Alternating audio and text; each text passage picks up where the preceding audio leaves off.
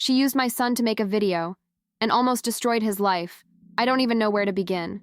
To this day, when I close my eyes, I can hear the sound of their laughter in the video. That forced, mocking laugh, and my son's face trying to hide his embarrassment. I'll never forget it. My name is Joanna. I have 3 wonderful children, and for a long time, I thought I was handling it all. Working, taking care of the house, being a good mother. But that day, I saw how much I had failed. And, worst of all, I saw it reflected in the eyes of a 14-year-old boy who had already endured far more than any adult could. Erica was my niece. She came to live with us after a nasty fight with her mother. I thought it would only be for a while. She was all digital influencer, as my youngest son called her, and I confess I didn't really understand that world. At first it seemed harmless. A video here, a little dance there, but over time, I noticed Pedro was becoming more and more withdrawn.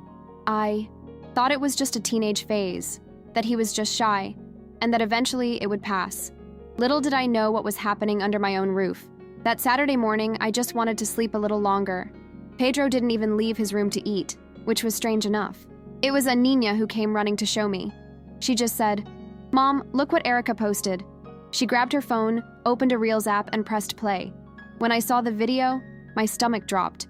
It was Pedro trying to leave the room, his face still scrunched up from sleep, and she was filming, calling him a basement ogre, applying a filter that distorted his face, and laughing as if it were the funniest thing in the world. Worse, millions of views, thousands of comments calling my son a creature, weird, loser. You know when you feel a mixture of anger and guilt so strong you feel like you're going to vomit? I stood there, frozen, staring at it, wishing I could go back in time. I thought about everything I should have noticed. The way he'd started walking hunched over, the silence at mealtimes, the anxiety attacks hidden behind, "I just have a stomachache, Mom." And there I was, too busy with bills, with routine, thinking that providing a roof over my head, food, and love was enough. I felt like the worst mother in the world in that moment, and I knew I could no longer pretend this was normal. I went up to his room without even thinking. I knocked, but he didn't answer. I opened the door slowly. He was lying down, covered up to his head. I sat down beside him and put my hand on his back. "Son, I saw the video." He didn't say anything, but I felt his body tremble. It wasn't a loud cry. It was the suppressed, painful cry of someone who has cried too much in silence. I cried with him. I apologized. I really did. I apologized for not realizing it sooner, for letting her do that, for not protecting him like I should have. He only said one thing. "Mom, everyone saw it." His voice was low, like an embarrassed whisper. That's when it clicked. This wasn't just about a video anymore. It was about his dignity, the shame, the exposure, the public cruelty. And he was dealing with all of this alone. Pedro had always been reserved, never liked the spotlight, but he didn't deserve to be ridiculed just to get someone else's likes. I woke up with a rage I didn't even know existed.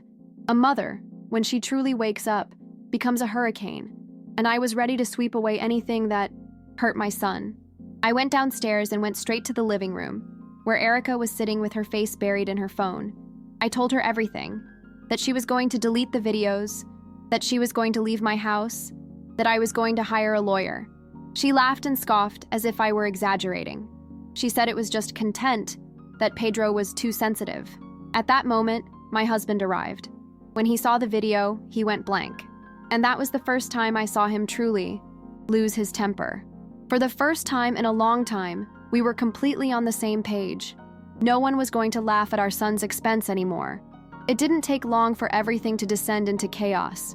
I reported the videos, contacted the school, and exposed the situation on social media, without showing Pedro's face. Erica lost sponsorships, followers, and had to leave the school. My sister called me crazy, ungrateful, but I didn't back down. For the first time, I was choosing my son above any ties, any appearance, any family. And that was the day I realized I'd been slow, but I'd woken up, and now it was my turn to fight for him. After that day, the atmosphere in our house changed. Erica left, but left a heavy trail. Pedro still avoided leaving his room. It took him days to eat properly, and what little he did eat was forced. I tried not to pressure him. I just wanted him to feel like he had a safe space there, even after everything. I began seeking psychological help, both for him and for myself. I needed to understand how to support without invading, how to be present without suffocating. It was a slow process, full of ups and downs, but that's when things really started to change. One day, I was washing the dishes when he appeared in the kitchen with a notebook in his hand. Without saying anything, he placed the notebook on the table and went back to his room. I waited for him to leave and went to look. He had written everything down, what he felt, what he thought of Erica, what it was like to be called a freak by strangers, the anxiety attacks at school, the cuts he almost made on his arm, but didn't have the courage. It destroyed me and saved me at the same time, because it was in that notebook that I truly met my son, and I decided I would never let him feel that alone again. I showed the notebook to the therapist, with his consent, and it was this material that began to guide the entire treatment. Pedro began attending sessions, silently at first, then gradually speaking more. There was a moment when he said to himself, "I don't want anyone else to go through what I went through." That's when the idea of using his pain for something bigger was born. I swear, he didn't even seem like the same boy he was before. He didn't suddenly become extroverted, nor did he start smiling every day. But now he looked people in the eye. He spoke out. He had a voice. The school initially tried to downplay everything. They said they had no control over what happens on social media. But with pressure, complaints, and the help of an NGO that embraced our cause, they were forced to reconsider their stance. They created a program to combat cyberbullying and invited Pedro to speak. I thought he would refuse, but he accepted. On the day of the presentation, I was shaking more than he was, but he stood there, paper in hand, voice low, palms sweating, and spoke. He said everything, calmly, truthfully, painfully. There were teenagers crying, teachers with their jaws dropped. It was the day I saw the boy I raised become something even greater, a survivor who decided not only to live, but to transform. After that performance, invitations to other events, news reports, and discussion groups came pouring in. He never wanted to be famous or overly visible, but he insisted on being present when it came to giving a voice to those who suffer in silence. And that, I know, was his way of saying, "I still feel pain, but it no longer defines me." Erica disappeared from social media for a while. After a few months, she returned with more subdued videos, offering indirect apologies. She never called to speak to Pedro. And honestly, we don't even expect that anymore. I've learned that regret doesn't erase trauma, and forgiveness isn't an obligation, it's a choice, and sometimes it takes time. Pedro says he doesn't hate her. He just doesn't want any more contact.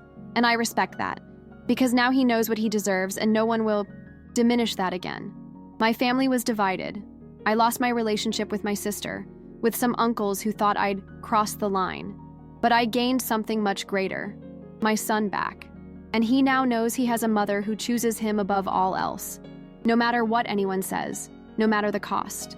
Because no one who truly loves a child accepts seeing them crushed, ridiculed, and even told it's just a phase. His pain wasn't entertainment. It was a cry that took me a while to hear. But now, I hear it every day.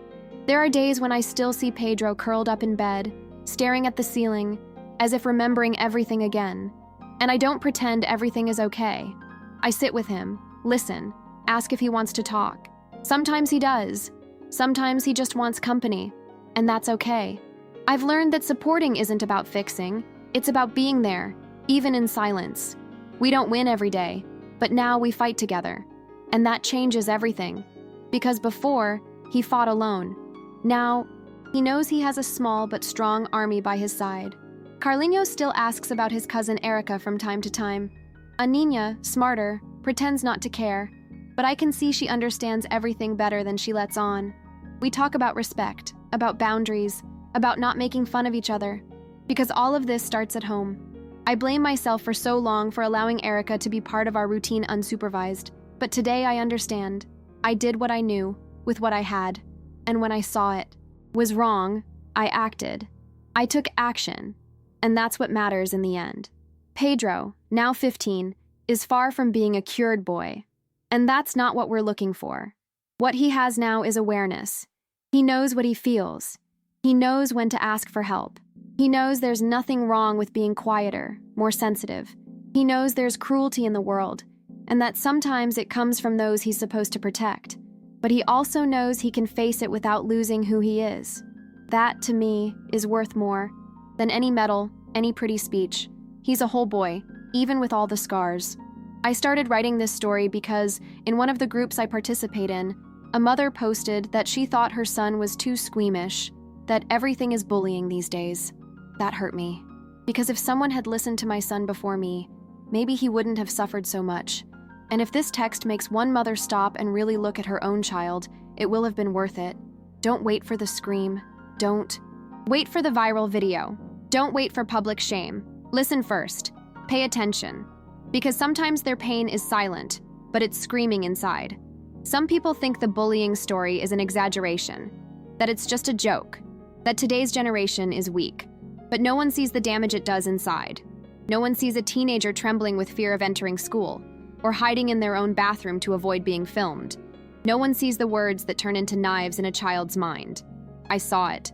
I lived it.